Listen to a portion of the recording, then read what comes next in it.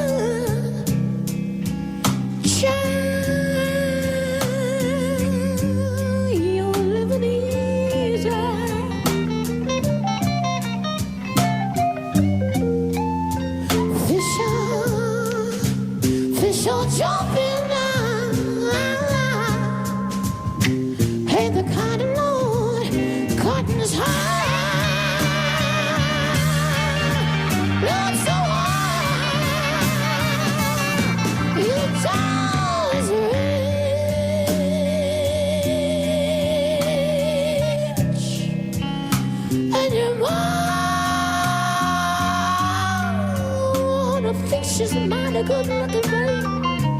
Oh, she's looking pretty fine to me now. Yeah. Hush, baby, baby, baby, baby, baby, baby, baby. No, no, no, no, no, don't you cry.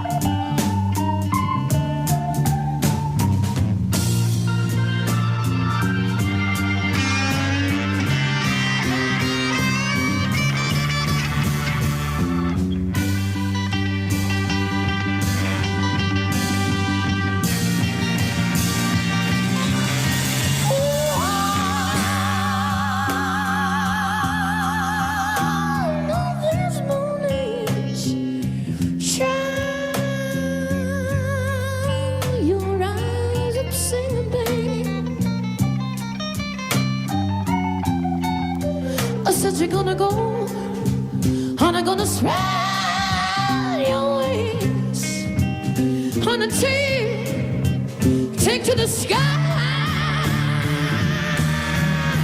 the sky,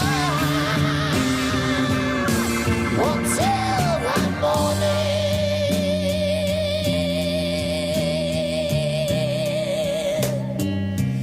and then no, nothing's gonna harm you, babe. I said, honey, nothing's ever gonna let you down. Oh, I just wanna do it. Hush, baby, baby, baby, baby, baby, baby, baby. No, no, no, no, no, don't you cry.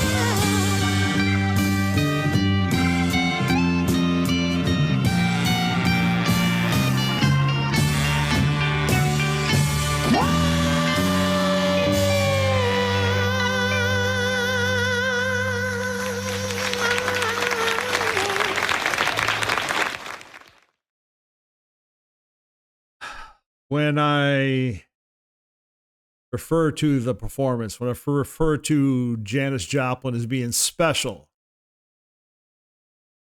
I think now, if you haven't heard it before, you know exactly what I'm talking about. Just a certain feeling that you get. You know, the other day I was out walking my dog and thinking about artists who are everything that is right about music. And of course, I was thinking about Janis. Well, really, Janis and Tedeschi Trucks, whom, by the way, as soon as we're done here, I'm going to hop online and purchase my tickets for the Pine Knob concert. Hope to see you there. We miss Janis. Don't miss this band. Promise me.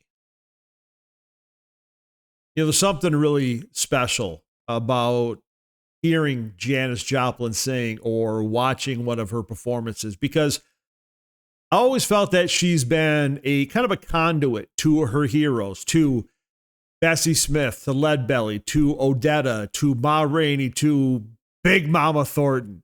And she's able to do this stuff while still being very true, very unique to her own self, to her own style. At her rock and roll induction ceremony, Melissa Etheridge said about Janis Joplin, she said that she was the passion and the power of love and freedom. And I like that. I think that's a great way to describe how Janis sang and how she performed. Of course, the power's been there, and it's one of her hallmarks. I think one of the first things people notice about what a strong vocalist Janis Joplin was, but you don't get that power without the passion, without the love of the music, without that love of the Bessie Smiths, of the Odettas, of the Ma Raineys, the Big Mama Thornton, the people she was trying to, those who inspired her, who made her want to be who she was. And of course, the freedom to step out and to be unique at a time when being this, I don't know, white female blues singer growing up in Port Arthur, Texas, and just being different. The easiest thing would have been to have been anything but Janis was powerful enough and in her own mind free enough to just be her. It's what made Janis Janis. Just that simple, really, if you think about it. And I do believe that if Janis Joplin was alive today, she'd still be singing the blues, of course, but also jazz. She'd be singing country songs and Broadway musicals as well. And so I think it's really fitting that this song, Somertime, the one we just listened to, was actually an aria written by George Gershwin in 1934 for the opera Porgy and Bess. Gershwin wrote that song to be really kind of a folk song, really. It's based upon a pentatonic scale, and the harmonic progression is really blues-like, which is very, very cool. And over the years, it's really been a favorite of primarily jazz musicians who I think have just had a lot of fun just playing with the tempo and the style and kind of creating their own version of it, just like Janis did just a moment ago. For instance, in 1936, Billie Holiday, her version was the first to become a hit when her version of Summertime reached number 12 on the pop charts. Louis Armstrong, Ella Fitzgerald, they recorded a version of Summertime for their 1959 album, Porgy and Bess. Billy Stewart, he did a scat-laden R&B version of the song. That was number 10 on the Billboard Hot 100 and number 7 on the R&B charts that 1966. And then finally, of course, in 1968, Big Brother and the Holding Company, Janis Joplin's band, if you didn't know, they included Summertime on their Cheap Thrills album, which spent 8 weeks at number 1 on the Billboard charts. So, yeah, I think it's a great Janis Joplin song. I think it's a fitting song because I think it's a song that had she still been with us, she probably could have still been singing in a variety of styles as the years just went on past. It's a shame we're were not able to take that journey with her. In our first Janis Joplin video, I held up a box set that I wanted to share with you. And initially I was just going to reference it, but I was like, nah, the hell with it. Let me pull it up again, because this was the one I was talking about. I can't tell you how long I bought this, but if you're a fan of Janis Joplin, if you love good music, if you love vocalists, you want to add something that's really cool in your collection, or if you just want to buy a real cool gift for somebody that they'll never expect, go ahead, try to find this online at your record store, wherever, because you get one of the best collections of an artist's music I've ever heard. There's not a weak track on there. Love it to this very day. That's really about it. As always, my friends, thank you so much for being here. Like, subscribe, share the comments. And don't forget, Tedeschi Trucks in your area soon. Get your tickets.